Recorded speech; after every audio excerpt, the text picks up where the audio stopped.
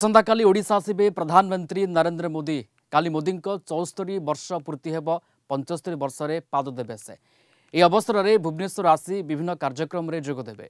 गाड़कण बस्ती जाई आवास योजनार हिताधिकारी सहित कथा हेबे। जनता मैदान रे ओडिशा सरकार फ्लैगशिप प्रोग्राम सुभद्रार शुभारंभ करिवे। मोदी काली तांको जन्मदिन रे जगन्नाथक माटी सुभद्रा योजनार शुभारंभ करिवे। या सहित 2800 कोटी टंकार रेल प्रकल्पर शिलान्यास एवं लोकार्पण कार्यक्रम रही जहाँ ओडिशार रेल भित्तिभूमि वृद्धि करिबारे सहायक हेब।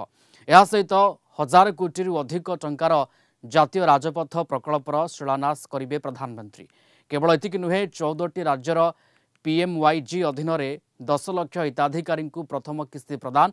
देश में पीएमवाई 26 लाख हिताधिकारी घर चाबी प्रदान सहित आवास प्लस 2024 आप उन्मोचित हेब। प्राइम मिनिस्टर नरेंद्र मोदी जनता मैदान आसुचंती।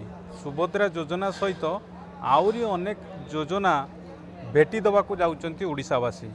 प्रधानमंत्री आवास योजना अर्बान अर्थात सहरांचल जो करा जाउची किछि हिताधिकारी को मध्य एठी घरर चाबी देबे काली जनता मैदान रे। आम सहित किछि हिताधिकारी अछंती सेमानक सहित कथा बा। मैडम आपण नाटा टिके कोंतु काली कोन आपण कार्यक्रम रहिछि जा आम पाखरे सूचना रहिछि आपण मध्य प्राइम मिनिस्टर नरेंद्र मोदी चाबी नेबे घर चाबी घर काम सरलानी कि आम रहिलु ना कोठा राजबेस्ट घरे थिलु से बहुत साहाय्य करिथिबारु आवास योजना देइथिबारु बहुत बहुत धन्यवाद। सेतिमे ताको आम ओडे उपहार दउछु। तने खुशी अछंती काली प्राइम मिनिस्टर हातरू पाइबे कारण एटा केबे भी स्टेज ऊपर जाई के एंती पाई नथिली काली प्रथम थर पाउछि खुशी।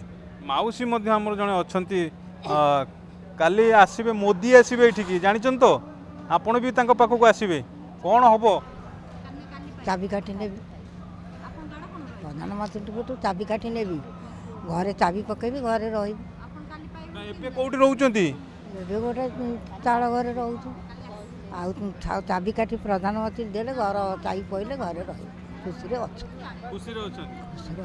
ओके आपण देखुतले हिताधिकारी माने जो माने आसीचंती एठिके आज एठी जो प्रस्तुति चली आसंता काली प्राइम मिनिस्टर नरेंद्र मोदी को हाथरू जनता मैदान जो रही स्टेज रही सेठी चाबी काटी नेबे अर्थात प्रधानमंत्री आवास योजना कारण गाड़कण को जीवे निजे मोदी जीवे बुलिबा पई सेठी देखिबे केमिति हेइची प्रधानमंत्री आवास योजना जो हिताधिकारी माने पाइचंती सेमानक सहित इंटरेक्शन करिवे आउ ता सहित आउ ए सहरांचलर किछि हिताधिकारी को मध्य एइठी चाबी देबे।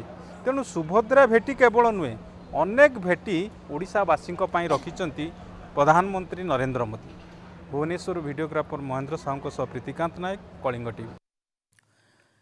काली दिन 10:50 रे भुवनेश्वर विमान बंदर रे पहुंचीबे प्रधानमंत्री। एयरपोर्ट रु सीधा गाड़कण बस्ती जीवे प्रधानमंत्री। दिन 11:10 रे गाड़कण बस्ती रे पहुंचीबे मोदी। सेठारे प्राय अध घंटा रही पीएम आवास हिताधिकारी सहित आलोचना करिवे। 11:45 रे गाड़कण छाड़िबे प्रधानमंत्री। 11:55 रे जनता मैदान रे पहुंची सुभद्रा योजनार शुभारंभ सहित विभिन्न प्रकल्पर शिलान्यास और लोकार्पण कार्यक्रम रही जो रही 2000 कोटी रेल प्रकल्प एवं 1000 कोटी जातीय राजपथ प्रकल्प ता सहित स्पोर्ट्स भैलीर शिलान्यास करेंगे प्रधानमंत्री। कार्यक्रम शेष पर 1:20 दिल्ली फेरीजे मोदी।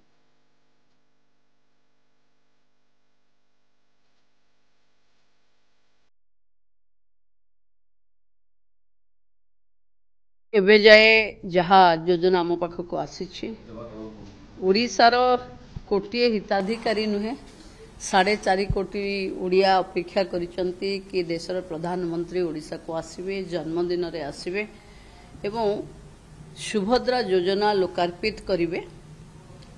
गाड़कण भी जीवे जोठी किछि प्रधानमंत्री आवास योजनार किछि हिताधिकारी गृह प्रवेश रे जोग देबे एवं सेठू आसिक सभास्थल रे पहुँचे। मु भावुची कालीर सभा अभूतपूर्व हब।